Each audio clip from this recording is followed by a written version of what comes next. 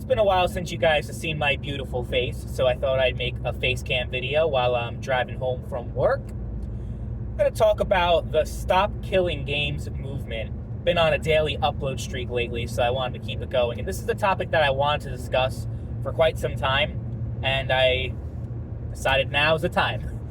So I find this whole thing interesting, especially in the wake of the controversy surrounding The Crew getting not only delisted, but the entire game is unplayable. So even if you own the game, even if you bought it, it is removed from your library by Ubisoft and completely unplayable, even though a game like that is more than capable of being played offline. It does have single-player capabilities, but they decided to lock it behind DRM, and since they decided to delist it, something to do with licensing expiring, so they took the game off of sale instead of renewing the license for the original Crew game. It became a whole thing, and a lot of people are questioning about video game ownership. I mean, really, it's a thing that has been in question for over a decade at this point, but now it's just kind of reaching a tipping point for a lot of people in the video game community. So that kind of started the whole Stop Killing Games movement, and that movement really focuses on government intervention and regulation, which is really the only way this is ever going to be changed. Because the only other way that it can be changed is if consumers actually vote with their wallets and stop supporting these companies that do this fucking shit. But you got to have the new fancy $70 piece of crap. So, you know, you can't actually boycott. That's too much effort. Instead, lobby the government, whatever. I don't think that anything is actually going to come of that personally, because, I mean, especially since, I can't speak for the European Union. I can't speak for other parts of the world that has regulated video games. I know there were a couple of countries like Belgium that regulated and banned loot boxes because they consider them the same as gambling. And since there are a lot of underage kids that play those games with loot boxes, yeah, they consider that a problem. And I actually agree. Loot boxes are absolutely, especially with an RNG loot system, they are absolutely gambling. And I've made videos years and years and years ago, go back to like 2016, 2017, talking about that kind of stuff and how I am totally in favor of regulation. I would be in favor of regulation in this case, in the case of, yeah, these companies should not be allowed to pretty much brick or, make these games unplayable that people paid full price for. I think that also extends to another issue that popped up last year where people purchased TV shows and movies on the PlayStation Store from Discovery, and that was just pulled from your entire library. Like, you could not access them at all, even though you paid full price. You didn't buy to rent, you bought to own. So I think they sensed, though, that a huge lawsuit was coming, so they were able to make a deal with Discovery and prevent that from happening. Eventually, though, I'm sure the content will be gone forever, and there will be some fucking bullshit going on with that. But, yeah, with video games, it's another issue when it comes to preservation, when it comes to just, the idea that you paid for this game and you should be able to still play it. It becomes a tricky thing, though, when you talk about online-only games that are clearly intended exclusively for online play. So think of the multiplayer modes for Call of Duty. Think of Battlefield, Overwatch, Valorant, Counter-Strike. A lot of these games, though, do support offline bot play, though. Like, all the Call of Duty multiplayers, as far as I know, have an offline mode where you can play against bots if for some reason you can't connect to the internet, though.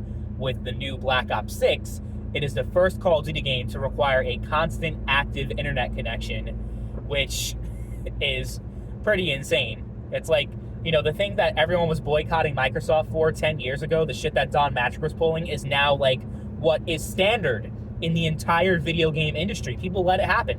People are just like, whatever, we're just gonna keep buying these games no matter what, and we're gonna keep supporting this shit.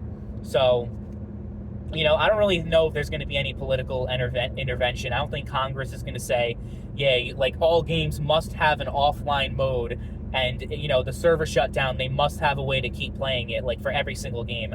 I just don't think that's realistic.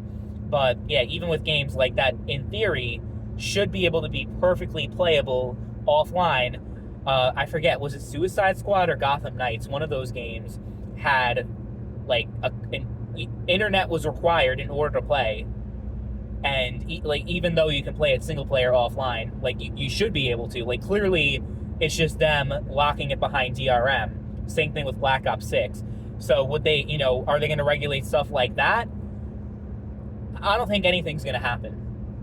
The average age of a politician in the United States is like 60 something years old, and your average politician definitely doesn't know anything. I would guarantee you like 90% of the people who are in office right now or more in Washington, D.C.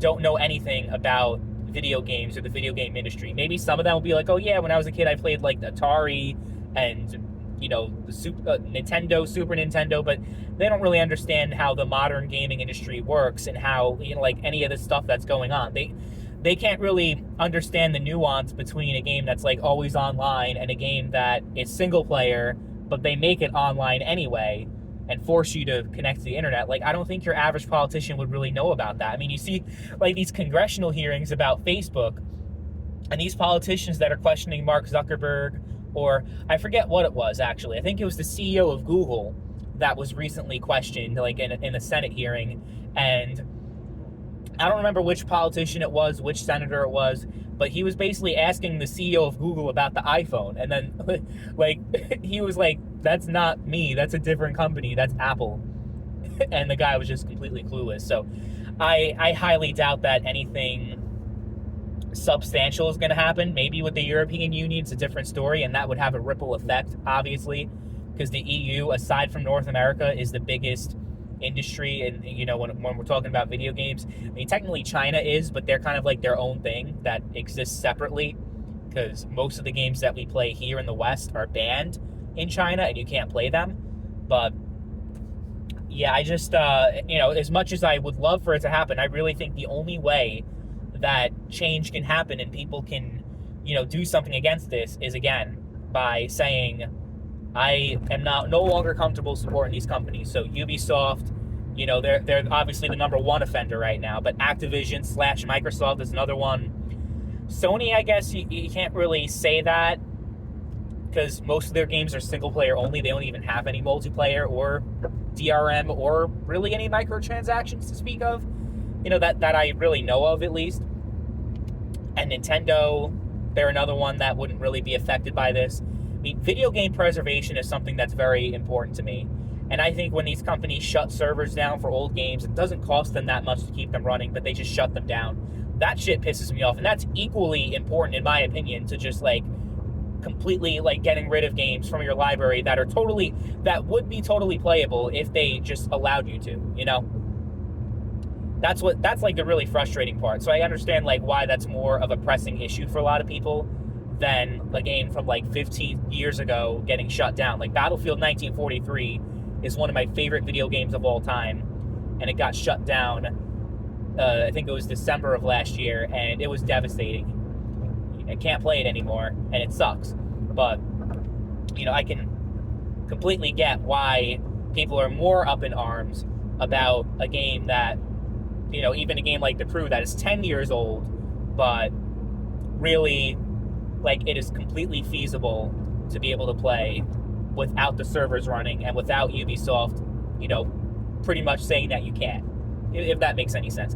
Because, like, with, like, a lot of, especially, like, online MMOs and stuff, like, where really the internet and playing online is the whole point of the game, and that's what the entire gameplay is centered around.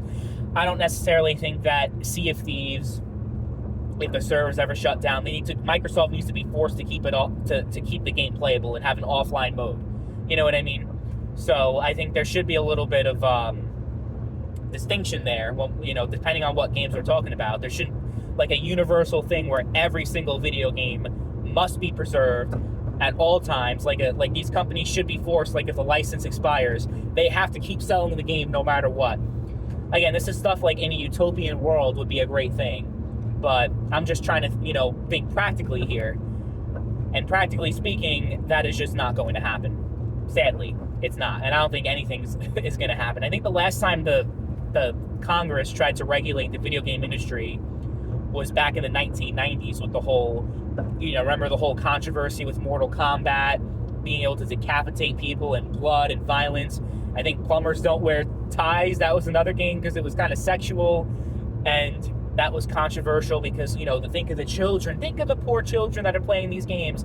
So that basically led to the creation of the ESRB, where it was like, yeah, if you guys don't regulate yourselves, talking about the video game industry, Congress was like, we're going to regulate you ourselves instead. So that led to the creation of the ESRB, which is independent and technically is not a legally binding thing. As far as I know, GameStop will not be fined or go to jail for selling an M-rated game to a kid, but that's just like a company policy. Like, I don't think it's illegal to sell a game to someone under, I think it's 17 years old for an M-rated game, right? Yeah, because I felt so stupid at 16 years old trying to get the new Call of Duty game and having to come with my mom to GameStop. Like, my mom had to take me, so I don't know if anything's going to come of this. I think it's great that there's more awareness being spread, but the fact of the matter is people are still equally, giving an equal amount of money to these companies, and that's the bottom line, is the dollar. And as long as the money stays the same, there is no reason for any of these companies to change their behavior.